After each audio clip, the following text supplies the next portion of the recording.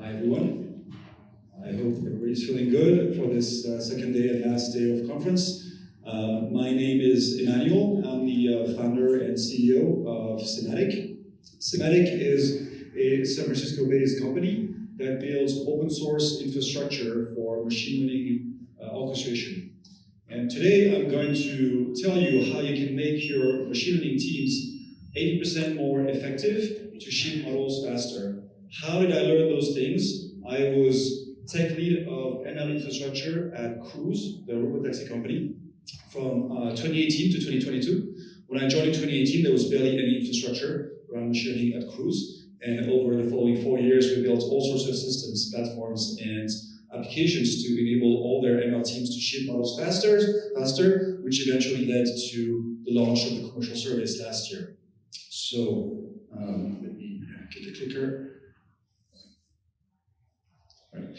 So the first thing you have to realize is that the tools that ML engineers are familiar with, think about PyTorch, TensorFlow, Pandas, are quite different from the tools that they will need to run their workload at scale in the cloud.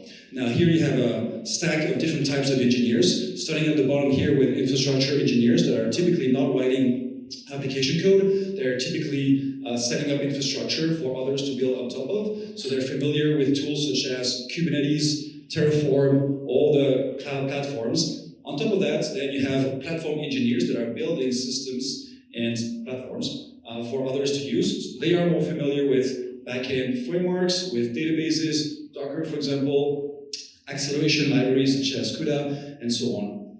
Then on top of that, you have the actual users of those platforms and those tools, the ML engineers. They are the ones that are looking at data, building models, running jobs, visualizing metrics, and so on. They're familiar with things like PyTorch, TensorFlow.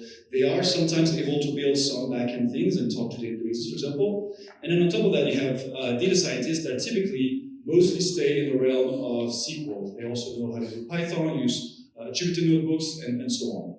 So it is very unfair to ask data scientists and ML engineers to know how to operate. Does this work? It does not.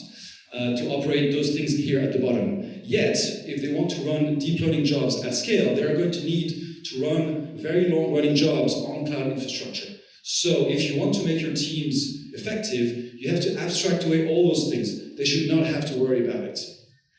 So essentially, you have to bridge the gap between ML engineering and infrastructure engineering. People that are playing with those tools here at the top, Pandas, NumPy, PyTorch, and so on, should never have to worry about how do I configure my Kubernetes cluster, how do I package my dependencies within Docker, and so on. All those things are slowing them down. So you need to build a platform that bridges the gap. Now, I'm going to tell you all the components that are needed to enable this abstraction. The first thing you have to understand is that machine learning development is very different from traditional software development. Machine learning development is more akin to scientific work. It's very iterative. You make a change, you see the impact at a small scale, and then you want to see the impact at a large scale, and you keep iterating on over and over again. As opposed to software development, where you build your feature on your local machine, you run some tests, you start a CI pipeline, then you write a PR, you get code review, and then you push to your staging instance and into production. So your ML engineers are going to need ways to package the dependencies, meaning package the local code, local changes, without having to go through the usual route of creating a PR, going through CI, building assets, and so on. So they need to have tools to submit jobs quickly from their local machine to a cloud cluster. So this is iterative development. This is really necessary for your ML engineers to work faster. The next aspect that is very important is what we call at Sematic lineage tracking. When your ML engineers are running their training jobs, there are many assets that are being consumed and produced. For example, the input data, the configuration of the model, the hyperparameters, the resources that are used, all those things are consumed, and the output is, for example, a trained model, some evaluation metrics, and so on.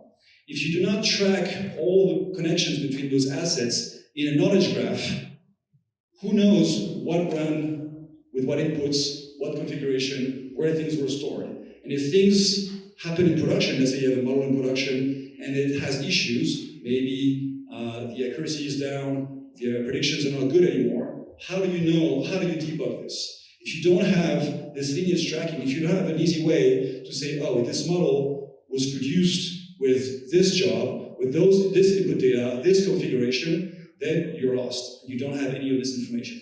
So you need to have a way to persist a source of truth of all the things that went into training your model. This can even be necessary for legal compliance. For example, at Cruise, they have cars running on the road. What happens if there's an accident? Maybe you need to be able to prove to a judge that, well, you have custody of all your assets, you know exactly what went into training your model, what data, configuration, and so on. So lineage tracking is important for just day-to-day bookkeeping, experiment tracking, but also as a source of truth of what went into your model.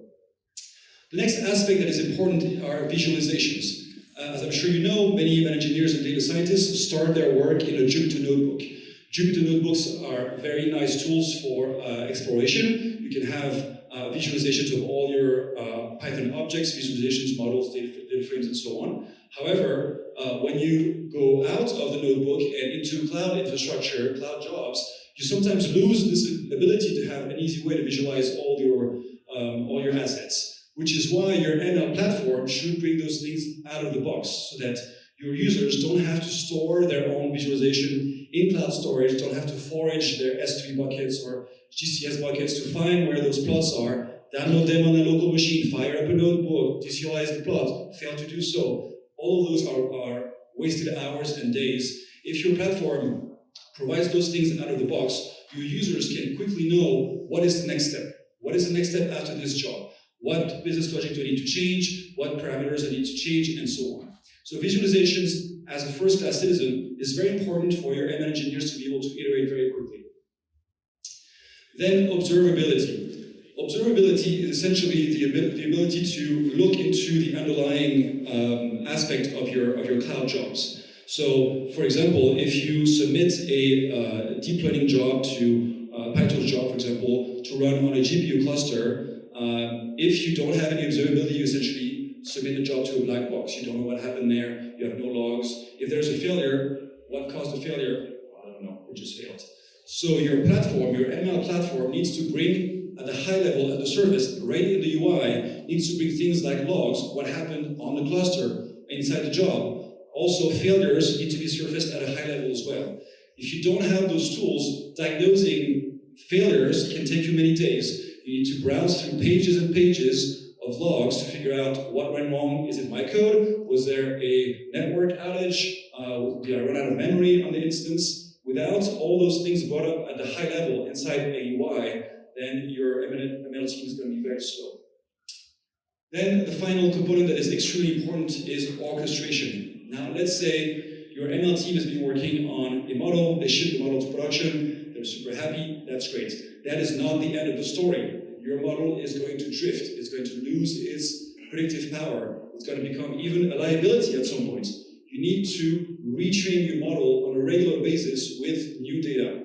So you typically collect new data, it comes into your data warehouse almost on a daily basis. You need to retrain your model every week, every 2 weeks, every month, obviously it depends on your use case, so that you can pick up on changes in this underlying data.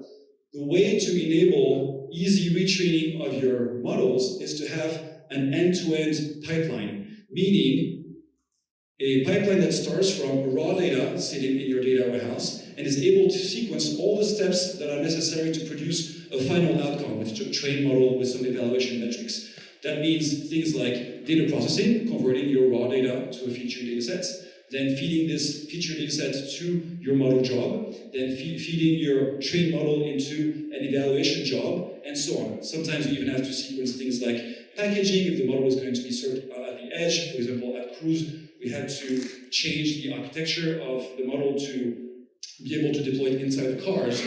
All those things need to be automated so that whenever you have new data coming into your data warehouse, within a matter of hours or days, depending on the size of your workload, you can have an updated model, updated metrics, and you can decide whether yes or no you want to push it to production. This can only be achieved through orchestration. Now, building such a thing will cost you about $1 million. Yeah, it is very expensive. It takes about 5 engineers for about a year to build this, and obviously depending on where you live, it costs more or less, but it's about $1 million. that's very prohibitive. Obviously, many companies do not have the funds to build this type of platform.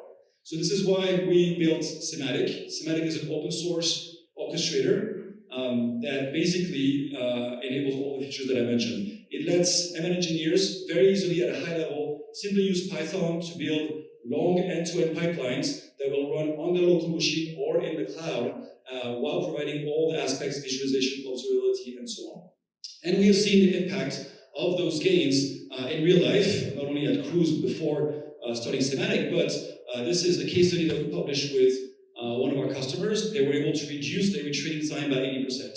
So Voxel uses computer vision to detect safety hazards in industrial warehouses, and every time they onboard a new customer, they need to refresh their model with data specific to that customer. Before using Sematic, it took them about 4 weeks to ship a new model to their customers, which is not a great experience when you sign a new customer. You tell them you have to wait 4 weeks to get the products.